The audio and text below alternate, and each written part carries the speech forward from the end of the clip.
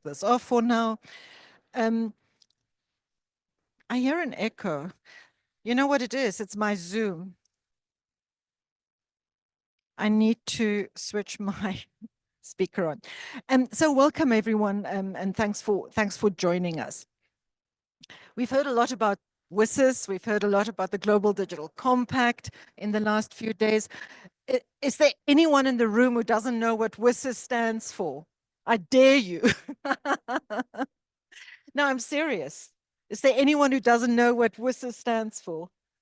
Well, that's good. GDC.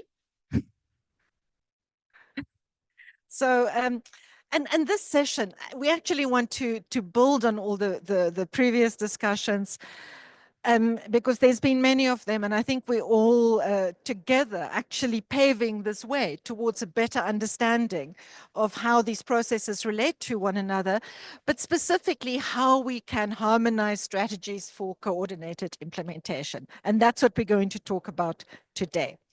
We have a fantastic panel. I'm going to give you your names. Later on, they can say a little bit more about themselves. We have Amrita Chaudhry from India, representing civil society, also past member of the MAG.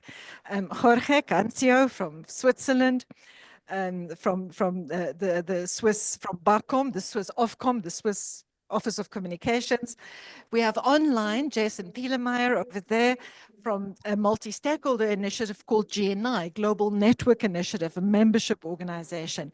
We have David Fairchild from the Government of Canada in the Geneva mission, very closely involved in all of this. And online we have Anita Gurumurthy from IT for Change in India, but also part of something called the Global Digital Justice Forum. I want to introduce my colleague, my online moderator, Valeria Betancourt from APC, who leads APC's global governance work. And we have as our rapporteur, Bruna, who is also on the MAG, and then Gitanjali from the ITU, also known as Ms. WSIS. I'm gonna use that because someone and I'm grandmother WSIS, so really enjoy that label. So before we start, I'm going to ask everyone now to get up. Put your bags down, put your cell phones down. Most importantly, put your cell phones down or put them in your pocket, but take this with you. Okay. And you take this with us? Yes. Larry, you can stay there. I stay here, yeah, to channel the. So you have to be there. I want you to go into that open space at the back.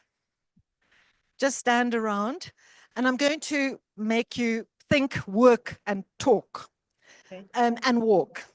Oh, no. And we're going to do a spectrogram exercise. Has anyone ever done a spectrogram before? No. You have, good. So I'm going to make a statement. And then based on your reaction to the statement, and remember, it's the IGF, you are here as individuals, you're not here as delegations, even though you might think you are. And so you can just have a gut reaction. If you agree with that statement, I want you to stand over there. If you disagree violently, over there. If you're uncertain, just position yourself somewhere along an imaginary line. I haven't said anything yet.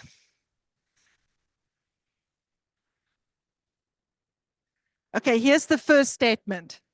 The Global Digital Compact provides exactly the agenda which the IGF needs to become more focused and effective.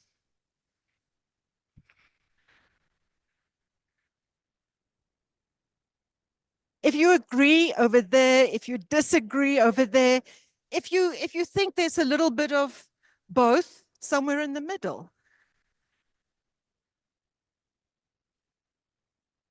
Okay. Okay, let me ask someone. I'm going to ask you, sorry to do this to you, Justin, but you are kind of, I would say, just off center left. Why do you stand here? What is your view? And sorry, the idea is that as you listen to people, I'll ask other people, you can put your hands up if you want to contribute. If you feel that the response is making you shift your position a little bit, then move your body to shift. Either you disagree even more or you actually find yourself moving a little bit. I would say that the GDC is a good outcome. I think it has a good plan, norms, principles, some of the commitments, all that's good, some of the way forward. But if you, it's still a negotiated document and there was a lot of kind of compromise from different folks in it. And so ultimately, I don't think it's perfect by any stretch of the imagination. But I would still say, if I'm in the center left camp here, that it's fairly good and something that can be built on going forward.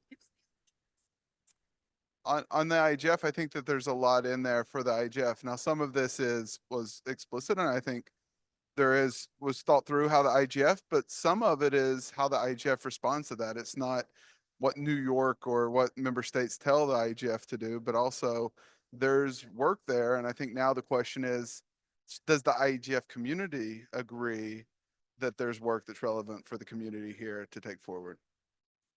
If I was standing over there, I think I would have moved a little bit. I think these agendas are what we make of them.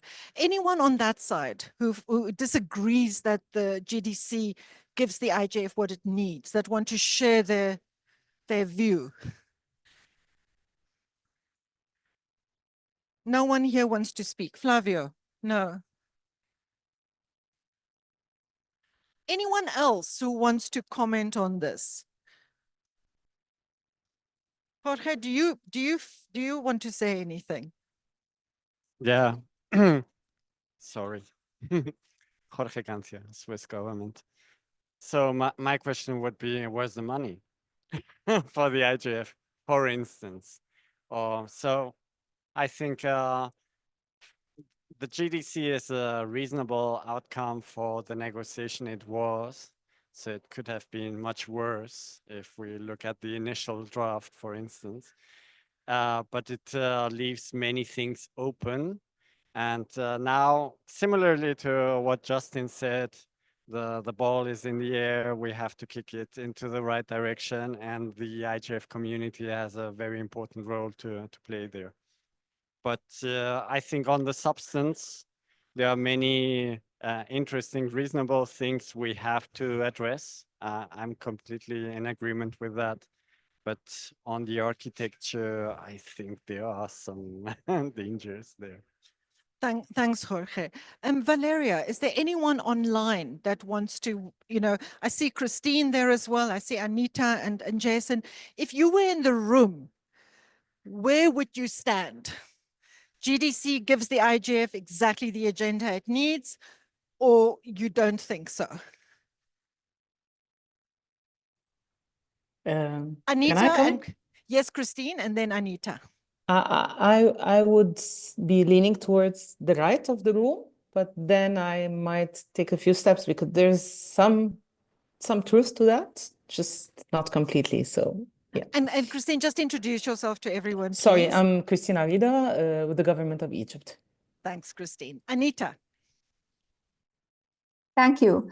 I just wanted to say I would stand in the middle and agree with Jorge and Justin, because I think we mustn't also forget that the objective of the GDC was not to actually provide direction for improving the IGF or make it effective. That was not the stated objective. And of course, I think where is the money is a very, very important question.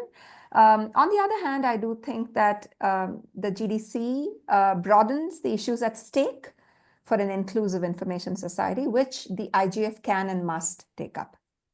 Thanks, Anita. I'm just going to ask Justin to introduce himself because I forgot to do that earlier. Sorry, Justin Fair, U.S. State Department. Okay. Now, you all did fairly well there.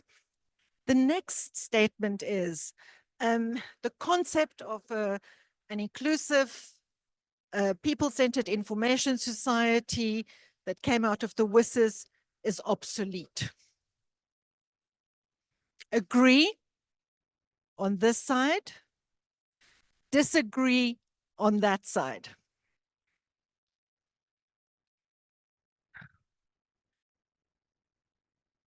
I think people are right when they say the IGF lacks diversity. Okay. Anyone want to say why they are standing where they are standing? There are quite a few people in the middle.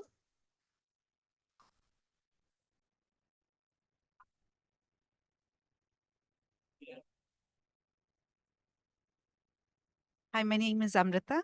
I think, while the WSIS talks about information society, I think it's still important because many of the visions in the WSIS have not been met yet. Like, for example, we are not connected yet. But again, the WSIS talks about internet and how it is used. So even if you're talking about digital technologies or any emerging technologies, they come under the overview of how internet is used. So you may use different ways, but the basic essence of WSIS still runs true. I would not call it obsolete. You may want to add a bit of it to it, like information and digital societies, like NetMundial tried to do. That's my take. Are any of you, I'll come to you just now, Justin, but are people still using the concept of information society at all in their own disciplines or their works, or the concept of knowledge society? In fact, Anurag, we work very closely with many UN agencies. So we've expanded it into information and knowledge societies at the ITU. The Council Working Group on WSIS calls it information and knowledge societies to include UNESCO's work, FAO's work. And so it's even more than that. And in fact, I heard the ADG of UNESCO say yesterday, they're also now they're linking data to data and information and how they relate to one another into transforming into knowledge. So they still have that concept there. Justin, yes, you're actually in exactly the same spot you were before. Diplomats. No, I stayed here because I mean, somewhat agree that I think that if you look back at the original WSIS documents, a lot of the norms and principles we've seen an evolution of those from, through the years, including through WSIS plus 10, and then even more recently with GDC, where that seems to have been updated. And that was one of the key elements of WSIS.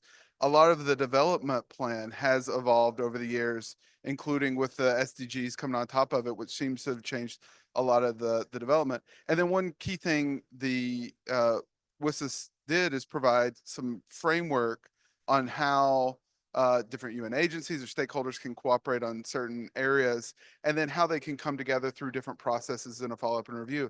And all of that seems to have changed over the years. So I think in that way, going back to, to those that are purists and look back to the original, it seems to have way changed from early 2000s on that. But I agree with Gitanjali, that just means that it's an evolving process, and not to get too rigid in, these exact outcomes from many years ago, because I think that there is a lot that's been kind of evolved since then, updates, developments, new processes, things of that nature, which have kind of breathed new life into that. And so the question just going forward is how to do that, how to take a framework that has matured over the years, has changed and evolved, is still effective, but only if we can continue to strengthen it and evolve it. Sorry, you want us to move? So people, please come You're pushing me into inside. this Please come strongly inside disagree so that camp. we can, we're nearly finished, so I think it's fine. Okay, so anyone else who was standing on this more sort of that information society is an obsolete concept that wanted to add anything? Okay, then I'm going to go to my last statement, which was none of them turned out to be as provocative as I hoped they would, but this one might. The multi-stakeholder approach to digital cooperation entrenches existing dynamics of power and influence. The multi-stakeholder approach entrenches the status quo, existing dynamics of power and influence in internet governance. If you agree, over here, somewhere in the middle over there, if you disagree that the multi-stakeholder approach entrenches existing dynamics of power and influence, over there. You agree. Are you willing to speak? Just introduce yourself. Hi, I'm Big from Vietnam. So I think, people, we talk more and more about this concept today, multiple, multi-stakeholders. But from, my background, and in the region as well, I feel like it's still very much state-centric. So when we talk about that, then maybe, it poses a challenge to the existing system. Yeah, I think there was a lot of people in civil society during WSIS who supported the multi-stakeholder approach, believing that it would give them more power and influence. And I'm not sure they always feel they really got that. But anyone there who feels that the multi-stakeholder approach has created more inclusion, democratization, anyone who wants to offer a view, introduce yourself, please. Yes, Nigel Casimir from the Caribbean Telecommunications Union. I think if you look at the difference between something like the WSIS outcome document and the GDC, you see a lot more commitment in the multi-stakeholder. So I think it just takes time, right? What multi-stakeholder is trying to do is influence the multilateral framework. And you're seeing, I would say, influence, certainly, right? And it's not something that will happen overnight. So I don't think it entrenches. I think it is working, but slowly to gain influence in the multilateral things. Thanks, Nigel. And I must say, I follow your work quite closely. And I think what I see in the Caribbean is actually a real demonstration of how partnership and collaboration just deepens over time. Anyone online who want to respond to this statement? Valeria, is there? No. Anyone there who really supports the multi-stakeholder approach and wants to add? Anita, please go ahead, and then we'll give it to one more person, and then you can all sit down. Okay. I agree with my colleague from Vietnam that there is always in the world, power. And, we're not starting on a fresh slate each day. So just like the power of the state, there's also the power of the market and the power of big business. And all business, is not the same. And therefore, one very important thing is I'd like to point to an interesting idea of multi-stakeholderism, which was enunciated by Net Mundial in 2014, not the 2024 one, but the 2014 one, which says that internet governance should be built on democratic multi-stakeholder processes, ensuring the meaningful and accountable participation of all stakeholders. The respective roles and responsibilities of stakeholders should be interpreted in a flexible manner with reference to the issue under discussion. And what I think, therefore, is it's important to remember that multi-stakeholder is not one thing. Because, for instance, we can't change a monopoly market situation with stakeholder interventions. You need regulation. So the role of the state in regulation, for instance, you cannot run a community network with interference from the state. So you need communities. So I really think that it's extremely important to situate the idea of multi-stakeholderism in context. And without context, multi-stakeholderism is just an empty signifier.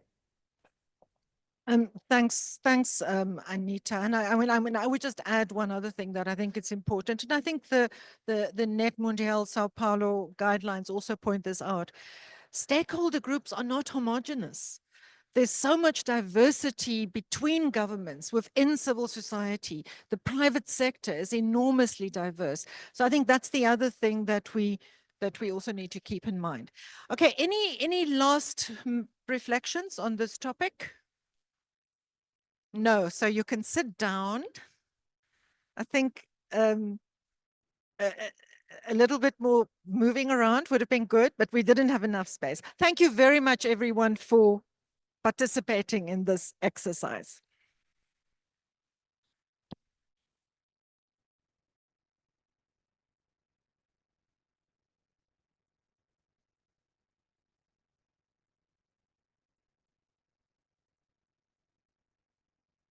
So everyone, while you take your seats, I hope everyone can still hear me. I now would like us to begin to think and unpack in a little bit more detail, more concretely, what we mean by coordinated implementation, follow-up, and review, and ways of approaching this that takes us from WSIS to GDC and maybe back to WSIS again. But however you see that. So the first question that I want to ask, and I'm going to ask not a specific panelist. The panelists can decide who wants to respond.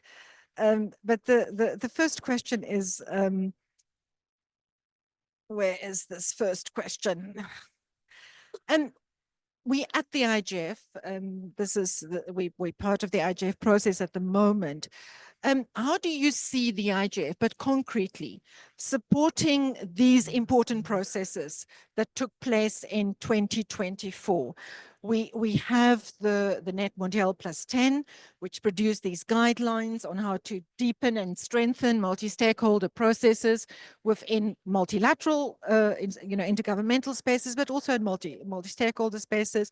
We had the Pact of the Future, and part of the Pact of the Future is obviously the Global Digital Compact, which gave us these quite high-level objectives and commitments, and highlight some of the new and emerging areas that we are facing in digital governance.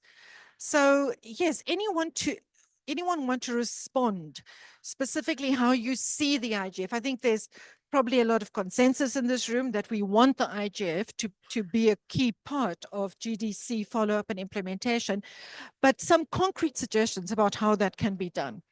Any one of our speakers online or in the room that want to, Rita, please go ahead. You take the first stab. And then I invite the other panelists to respond.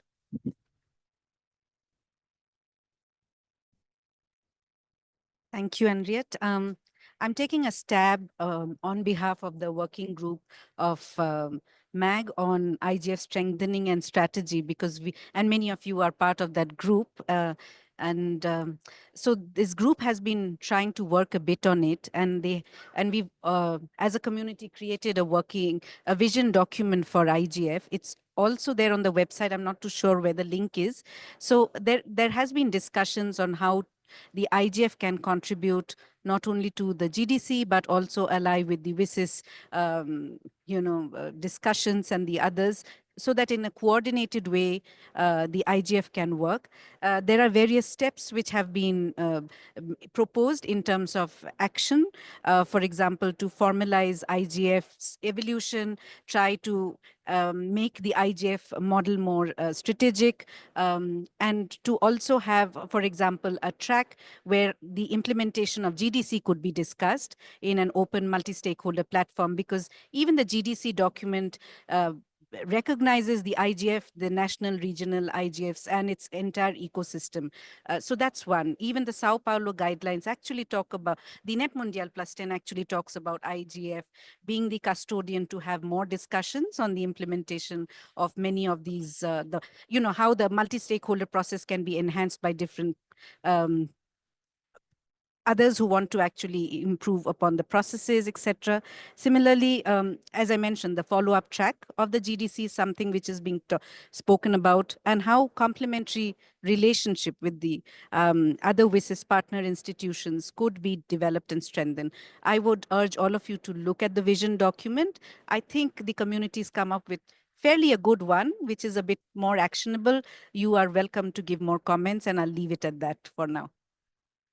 Rita, and maybe just to take a step backwards and ask the panelists, and actually if as many of you can respond to this as possible, when we talk about,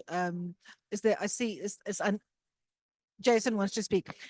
When we talk about this harmonizing of strategies for implementation and follow-up of the WSIS and GDC, what exactly is it actually that we're talking about? When we say there needs to be coordination, that we need to avoid duplication, what is it that we feel should be coordinated. There's so many different elements of this process. There's participation, there's implementation and planning, follow-up, collaboration, partnerships. There's also gathering evidence and research and identifying problems. So what do you think are the key processes where we need to facilitate a more harmonized approach?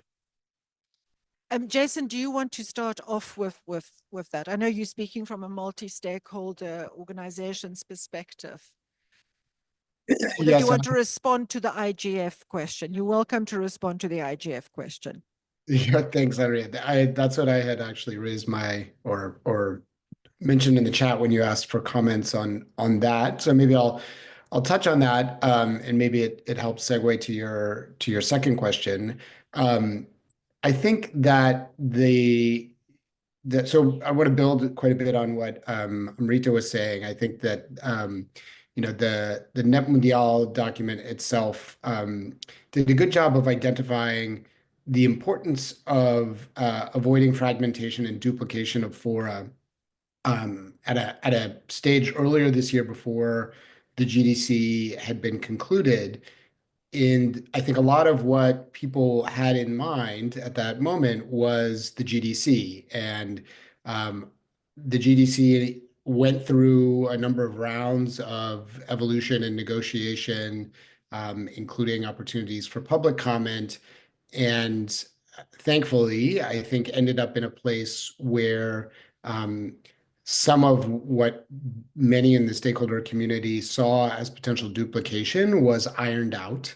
And we ended up avoiding creating new forums and spaces, which is particularly important as the Net Mundial São Paulo principles and outcome document indicate, because of the challenges that stakeholders in particular, stakeholders from global majority, stakeholders coming from civil society have a lot of challenges from a resource perspective in tracking, engaging, traveling to, and participating in multiple processes simultaneously. And so, I'm pleased that we were able to avoid some of that duplication at the end.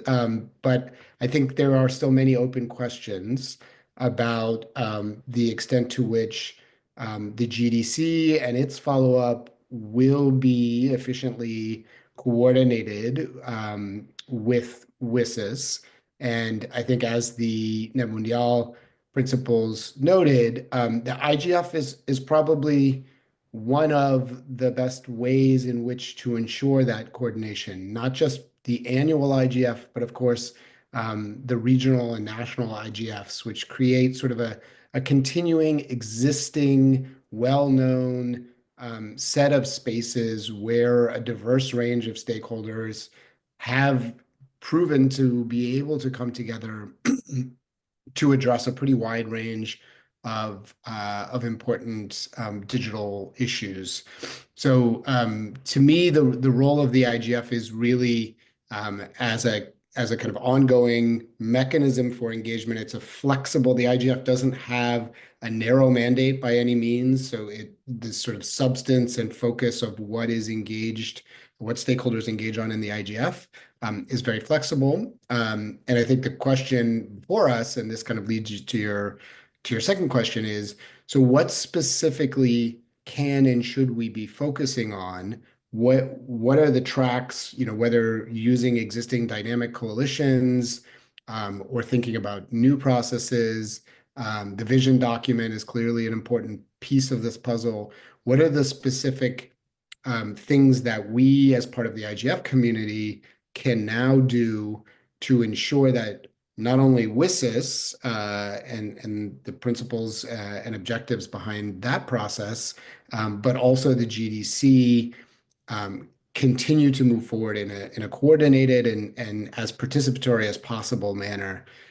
So that all starts, I think, with the need to renew the mandate for the IGF, which is critical. And we shouldn't get ahead of ourselves. That still has to happen. And of course, that happens in the context of the WSIS plus 20 review. And I think Jorge alluded to earlier the importance of resources, right? The IGF has done an incredible amount in terms of, you know, the number of people it's brought together, the number of conversations, the range of topics addressed, with a fairly shoestring budget. And so if we're going to ask the IGF to bolster its role as this sort of interstitial tissue between these various processes around these topics, it needs to be resourced sufficiently and effectively. Thanks a lot for that, Jason. Anita, I see you want to respond to my question about what it is, particularly, well, from in your case, from a civil society perspective, that you feel should be coordinated. Thanks. I think the question has two parts, you know, what should be coordinated and why? And I think you put it extremely succinctly. It's extremely complex, and therefore how to get to it should be guided by what's the imperative. So the imperative here is, and in our view, if I could, I would dare say on the behalf of some civil society organizations, the WSIS does remain in some ways, I think, the mother framework. I do think that there is an abiding vision in WSIS, and maybe I'm a hopeless romantic, but when I see those mentions of people-centered information society, I think we have a long way to go. But the very fact that the global community could commit to it, today the what of coordination and harmonization is just grown exponentially. So we really need to look at the data and AI revolution. And that is why the GDC took a kind of a timely approach to flag the what. And I would say that updating the WSIS action lines, for instance, through ideas of standards for digital public goods. What are the common standards? You know, what are the ethical standards? Also looking at private platform services and addressing the fragmentation of network standards, looking at democratic integrity and addressing hate speech, or looking at the data for development agenda and saying what are the rule-based arrangements for data sharing at a global, regional, national, and subnational levels to achieve the SDGs. These are some whats. But I think more important than the what for harmonization and coordination are two very important issues with the why. The first is, without coordination and without harmonization, we will not be able to realize the vision of equality and inclusion. And therefore, coordination is very, very important to address the inequity that the GDC recognizes is characteristic of the information society. And we do need, I think, to pay attention to this kind of inequity. And the second reason, I think, why we need to coordinate and harmonize is the inclusion, participation, and the rightful agency of civil society requires a renewed commitment at this conjuncture. And I think there, if I might say, the GDC falls short a little bit. It hasn't, been very vocal in its commitment or to renew its commitment to the participation of civil society. And here we need, I think, 21st century imagination of, and that's why we think of the WSIS and cherish the memories of 2003 and 5, because civil society said that, multilateralism in its old bottle will not do, right? So we need, I think, a truly transparent, democratic, accountable governance of digital technologies at all levels. And this is one of the reasons, and this is one of the whys for justifying increased coordination and harmonization.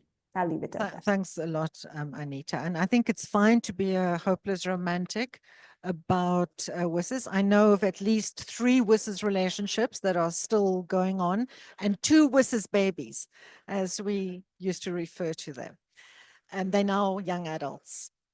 Jorge, you wanted to respond, and then David, I see you too. So let's hear what you feel we should focus on harmonizing and coordinating as part of this process from a government perspective and from a Jorge perspective.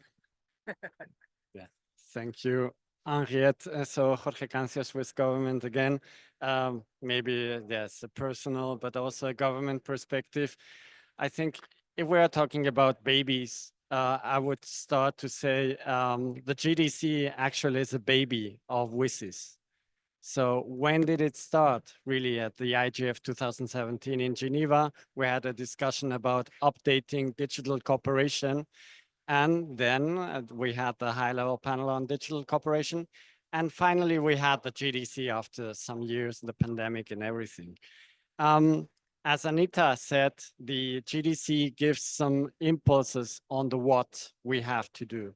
So data governance, meaningful connectivity nowadays, human rights, artificial intelligence governance, so many things. And what is the role of the IGF in that game? So that was also part of the question. I would zoom out and say, the IGF, you cannot just talk about the IGF because the IGF is part of the Swiss Army knife that is composed by the WSIS architecture. And the WSIS architecture are parts that are about mandates of organizations like the ITU, who have been under WSIS investing hundreds of millions into connectivity, into capacity building, into outreaching to many countries. It is the action lines, and there is also UNDP, UNESCO, all the UN organizations. You have the CSTD, which is the follow-up place where member states meet, but also stakeholders meet together and then give a feedback to the UN system in New York. We have the WSIS Forum, where we look every year where the action lines stand, where we can update things. And then we have the IGF, and the IGF, you have to see it in the context of that Swiss Army knife. And it is there to have an open discussion on equal footing, to identify emerging topics. That is completely valid today, I think. And what is especially needed, I think, is to avoid a proliferation of processes. So if you have a Swiss Army knife and something doesn't work, you try to improve it. You try to get the blade again, that it cuts properly, whatever. But you don't take another Swiss Army knife and then you have two and you don't know which one to use and you spend your time in that. So I think it's time to use this impulse to update WSIS, but not only the IGF, the whole of the architecture. And there, I think the Sao Paulo multi-stakeholder guidelines can give us inspiration because it's not only about multi-stakeholder processes like the IGF or ICANN. It's also about more traditional multilateral processes where we can learn from the practice, the test bedding the IGF and other fora have been doing for 20 years. Thank you. Hi, you can hear me? Great. David Fairchild, I'm first secretary at our mission in Geneva, one of the probably about a half dozen or more diplomats who cover horizontally digital issues. So I have a privilege of covering a number of UN and multilateral processes in the space. I'll try to be succinct so that we at least can move on to some other questions. And I've asked this question before. So what is the difference between WSIS in 2005, 2015, and 2025? And I think if you answer that to yourselves, I think you start to realize why the GDC exists. You can draw whatever answers you want away from it, but the GDC reflected the needs of some member states who felt that the WSIS or the architecture was missing the boat on certain areas. And so the negotiations of the GDC really reflects, unfortunately, yes, a multilateral process. I think we can all have a chin wag offline about how multi-stakeholder it was, but nevertheless, we were all at the table as member states and have, signed on to what is the GDC. So we can't go back in history and change it, whether we want to or not. But what I think is critical to understand is that there were member states who were actively undermining the IGF, actively undermining ICANN, actively undermining the internet governance model that exists today. You don't see that in the news. You won't see that in the final document. But I think if you talk to member states and they're willing to tell you a little bit more, what you didn't see was probably more important than what you saw as the final product, because what you did see in the negotiations was a clear differentiation of an ideological view of the future of the internet and how it should be governed, how the digital space needs to exist going forward. And I think that's kind of bringing me, I think that is one of the most critical things that people need to understand. It is not all, rose-colored glasses and status quo ante, and we just move along and renew and things will carry on as they are.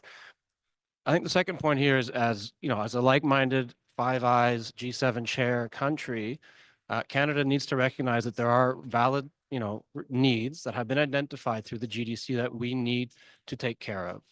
And I think that's where the impetus to take a real serious look at the WSIS process, not necessarily talking about updating the action lines, but I think we need to see whether they're still fit for purpose, and how they need to perhaps reflect some of the demands that have been coming forward. And the IGF, frankly, was under and remains under attack. I don't want to diminish the point nor amplify it too high. If you go and look at the UN General Assembly 79, the ICT for Development, that resolution that was just passed, there was a very minor voted change to diminish the language that was agreed in the GDC 6 weeks ago on how we refer to the IGF. They voted to, the G77 put forward a vote to diminish the word, to take out the word, the IGF as the primary multi-stakeholder forum. They voted to have the primary removed. So these are small data points, but if on an aggregation level seem to suggest that for whatever reason, there are certain countries, certain blocks who have a different view of what the IGF is or isn't and where it should go in the future. We tried to negotiate for the IGF to be stabilized and permanentized through the GDC. We were not successful. And so we are now in an inflection point is how do we, sort of resuscitate our efforts through the negotiations, but to carry this forward through 2025. And so I think, I'm trying to give you something new to play with so we don't just sort of hear the same old that we heard, and, from multiple workshops over the previous days. And so I think the other point we need to really pay attention to is how does the WSIS review and GDC implementation really play into the long game, which is 2030 and the SDG review.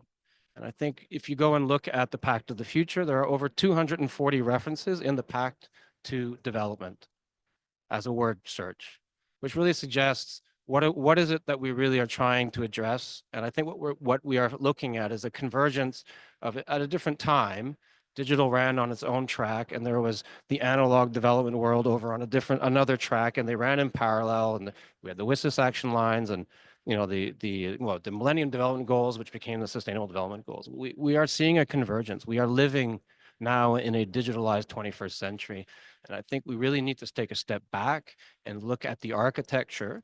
And yes, Canada does not believe that we need to duplicate. We are looking for efficiency. And I think the system as it exists is more than capable. I mean, the IGF is a 20-year established and trusted environment. But there are member states who say, well, it only discusses internet governance. They seem to forget the second half of the same paragraphs from the Tunis agenda, which says the IGF is actually responsible for considering digital issues, so digital public policy issues. Every new issue can find a home in the IGF as long as we are willing to reconsider the existing language. I'll stop there. Thanks, Valeria. I'm out of the Zoom, so can just tell me my Zoom disconnected. Does Jason want to react? Jason wants to react. Jason, do you want to react directly to David? Because I think Gitanjali wants to give her perspective, but go ahead, Jason. Let's hear from you first. Yeah, no, I just put a comment in. I'll read it out loud for folks who can't see it, but just quick +1 to David's points that I think should really help us focus on the WSIS +20. I think there's perhaps a tendency with GDC and other things to sort of take our eye off the ball here. The WSIS +20 should be an opportunity not only to expand the mandate of the IGF, but to strengthen that mandate and strengthen the institution of the IGF, but that's not guaranteed, right? That is going to depend on the conversations and the negotiations that happen this year. And, I think we need to kind of redouble our focus on that, because if we don't, there is a chance, as David alluded to, there are some who I think would push for the IGF to be weakened. And I think that would take us in the wrong direction. So I just wanted to kind of foot stomp on that point quickly and hand it back to you. Yeah. Thanks, Jason. But I think I also heard David say, and maybe I didn't hear correctly, but that this is not, when we talk about the what, to use Anita's framing, the what is not just the IGF. There's a bigger what and a longer term what out there as well. And it also sounds to me, David, from what you're saying, that a big part of the what is building the kind of commonality and collaboration that WSIS did manage to achieve between North and South, and between the developed and the developing world. I mean, and it does, and I think it's wise of you to have reminded us that things are more fragmented in some ways. But Gitanjali, you work in the IT, you're part of the WSIS process, and you work in the UN system itself. From your perspective, what is the most important what and why?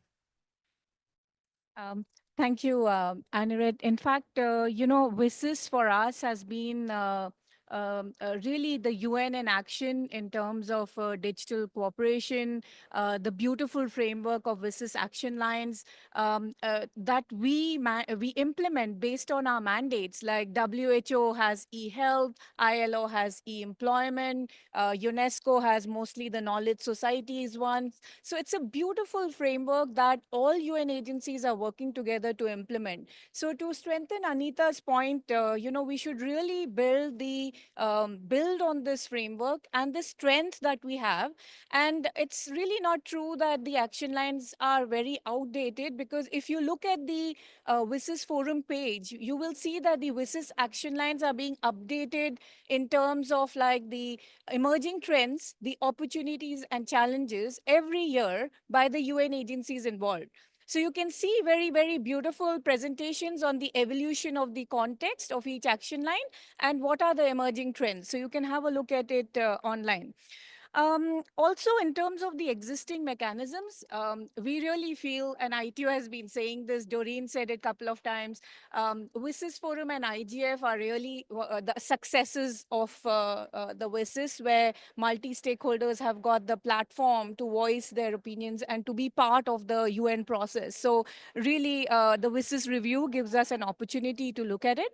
And from the UN perspective, the interagency mechanism of the UN called UNGIS, the United Nations Group on Information Society, that's really an effective mechanism, and that should be built on and used by the UN system. So we have rotational chairpersonship of ITU, UNESCO, UNDP, and UNCTAD, along with the regional commissions and more than 35 members of the chief executive boards. So the frameworks and the systems are all in place, and we should definitely utilize them. The other thing that, brought back memories in the previous session is, again, what you and Anita have been talking about, that we have built this community to this point that now we are talking about things like emerging technologies like AI. But where did we start? In 2006, 2007. We really have to remember that effort, especially by civil society, the open source movement, the indigenous languages, the cultural aspects that UNESCO has been doing. With IDRC, we actually set up these telecenters in India, in the villages in India, where we were looking at how telecenters, post offices could be converted into telecenters where they could provide e-governance services. Distance learning was a revolution in so many countries where young girls could actually study because of distance education.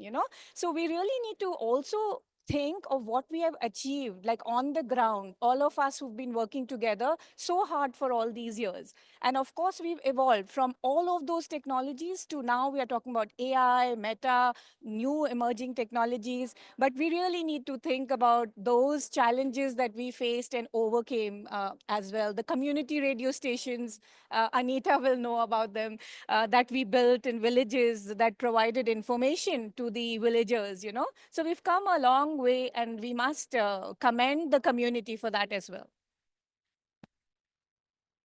Thanks a lot for that, Gitanjali. And I think the sad thing is that we've come a long way, but also when it comes to digital inclusion, we've not come nearly far enough. And many of those challenges still remain. We've now got less than 10 minutes left. I'm going to ask, I'm going to take just 2 inputs from the audience very briefly. And then I'm going to ask the panel to share their closing comments with them. So I see a hand there. Juan, anyone else who wants to comment from the audience? No. So Nigel, so you have to be very brief because we've got, we've got 5 minutes, less than 5 minutes left. So a bite-sized comment. Yes, I don't want to repeat many things that have been said.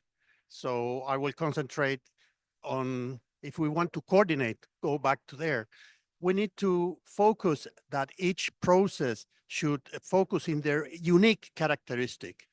The WSIS forum should focus in the unique characteristic. The IGF should focus in its unique characteristic. I'm not going into that now because we don't have time, but which in order to be efficient with what was from WSIS, the framework for WSIS, we have it to get it to make it efficient and each one to what it has, including the intergovernmental process in the CSTD.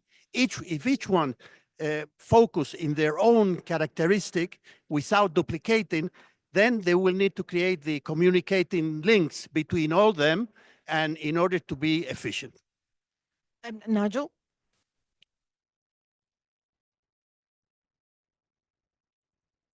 Yes, thank you. I'm being heard? Okay. Yeah, Nigel Casimir from the CTU again. I'm just wondering if the IGF could be whether primary multi-stakeholder or just multi-stakeholder gathering, whatever, could be the multi-stakeholder place where we develop targets for the implementation of the GDC. The GDC is kind of high-level stuff, and maybe in this multi-stakeholder space, we could identify what are some of the specific things we want to see done under the GDC by a particular time. So we develop some performance targets for it. Thanks a lot for that, Nigel. So, you know, it feels to me that we actually needed much more time with the session, but I think many sessions feel like that. I mean, just to close us and maybe to pave the way for further work, I want to ask each of the panelists to firstly, do you think that the IGF should change its name to the Digital Cooperation Forum? And just a yes/no response. But then what I want you to close with is, what are your fears and your hopes for this process of harmonizing GDC and WSIS implementation? I want you to start with your fear. Can you still hear me? Good. Start with your fear and end with a hope. So let's start with our online speakers. Jason, why don't you go first? Change the name or not? Yes, no. Your fear and your hope. No. And my fear is, I think that the IGF, as we've talked about, you know, it depends on, its strength is drawn from the broad and diverse range of stakeholders who are able to participate in it across the international IGF event, but also the national and regional ones, and all of the interstitial work, intersessional work. So hosting the IGF in countries where journalists, Wikipedia editors, women, LGBTQ people are systematically discriminated against or harassed, that works directly counter to that strength. It weakens the IGF. And it is, I don't think, unintentional by any means. So that is a fear that I have, that the IGF will continue to be co-opted, will be diluted. And I think we need to acknowledge that that is happening, acknowledge that there are countries that are working against the IGF, its mandate renewal and extension, and efforts to strengthen it. My hope is that we, the multi-stakeholder community that support the IGF, can resist that, can push back on that. I think that's going to take a lot of work, but I'm encouraged by the Net Mundial process, encouraged by sessions like this one, encouraged by all of the incredible work that people in this room virtually and in person do. And I hope we can continue to work together, even if we don't always agree on every topic, to support and strengthen the IGF going forward. Thanks, Jason. Anita. Thank you. My answer is I don't know. I mean, I'm ambivalent about the name. What's in a name? But I want to actually answer a question about fear and hope by also responding to our esteemed contributor from the Government of Canada. I think that for civil society, we are caught at a moment politically at this point in time between very, very scary geopolitics and greedy geoeconomics. It's really frightening, I think. And therefore, somebody said, we are not in an epoch of neoliberalism, as so many social movements have fought against neoliberalism. Today, we are caught in neo-illiberalism. So we have the worst of both, right? We have illiberal politics and we have the greed of corporations. So in my view, I would like a better understanding among nation states, better understanding among peoples. And like Jorge said, I think regardless of whether it's good practices in multi-stakeholderism or good practices in other fora, like the Biodiversity Convention, which has benefit sharing mechanisms with communities, with indigenous peoples, we really need to look at international solidarity as a unifying principle. And I'm not the first one to speak about it. And I really, really think that we should go beyond narrow blocks. And I'm quite happy to question the G77 and my own government for a healthy politics, So at some level, I think that we need to understand why people are doing what they are doing and what they're trying to protect, right? In an AI economy where most people are left behind. So we reject bad politics and we reject very poor economics. What we really want is a solidarity vision of interdependence and mutual reciprocity. Thank you. Thanks, Anita. I'm Rita.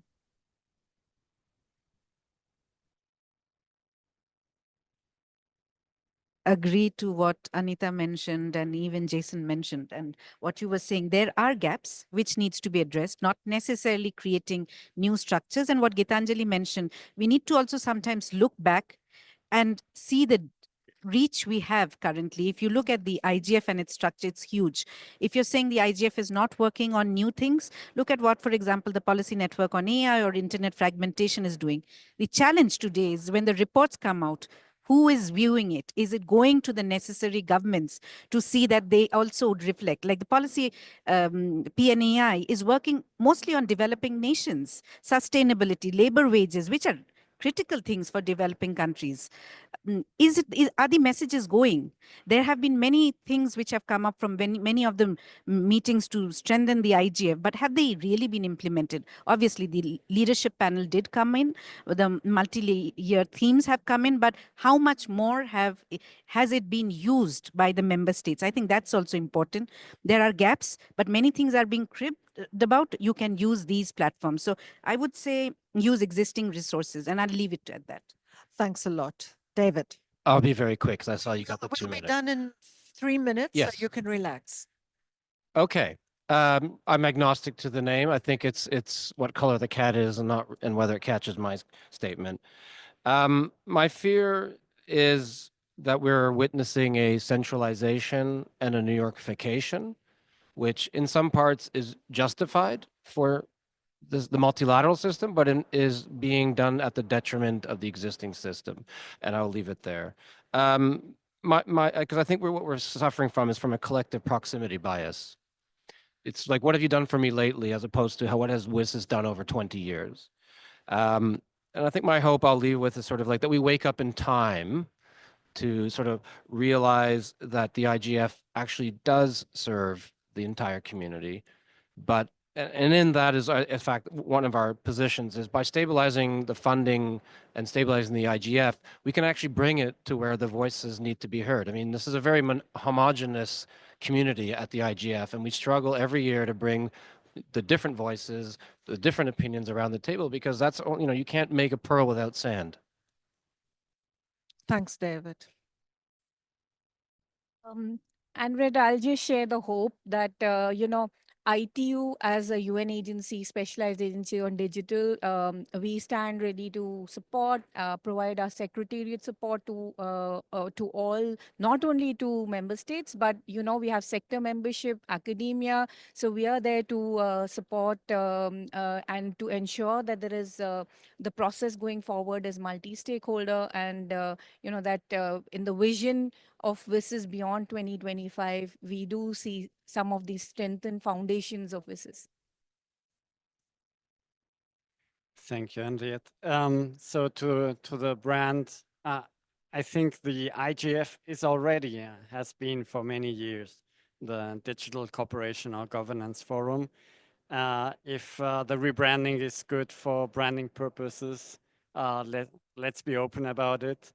My fear is that the entire WSIS system or the UN system doesn't deliver on the promises, on really having a digital presence where nobody is left out. And one fear there is that this proliferation of processes of fora makes the inclusivity and the work more difficult. And the hope is really the creativity of this and many other communities in being able to find solutions together. And I think that with that creativity that we've witnessed many times here in the IGF, we are able to update the global architecture, which is just a means to deliver on the goals we want to have a digital fair present and future.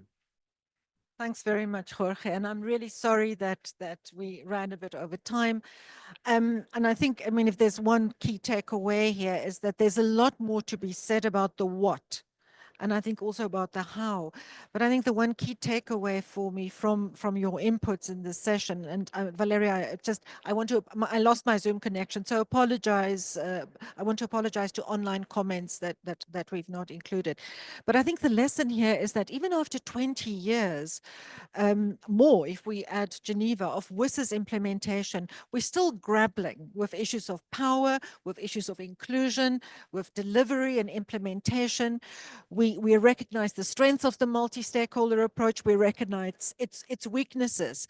And I think we do see the IGF as a place where we can address that. And we see Net Mundial as one of the tools we can use.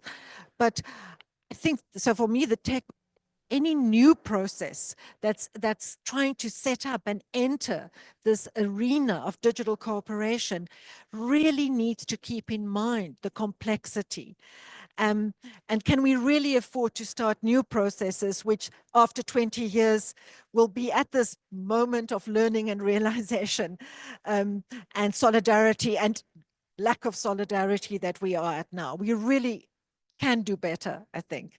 So let's continue and let's use our WSIS and our IGF processes to do this. So thanks very much, everyone, for your participation, and thanks to everyone in the room. And thanks to our tech people. Apologies. Thanks very much to Jason and Anita and all the online participants. Thank you, Henriette. Thank you, Bruna. Thank you, Valeria.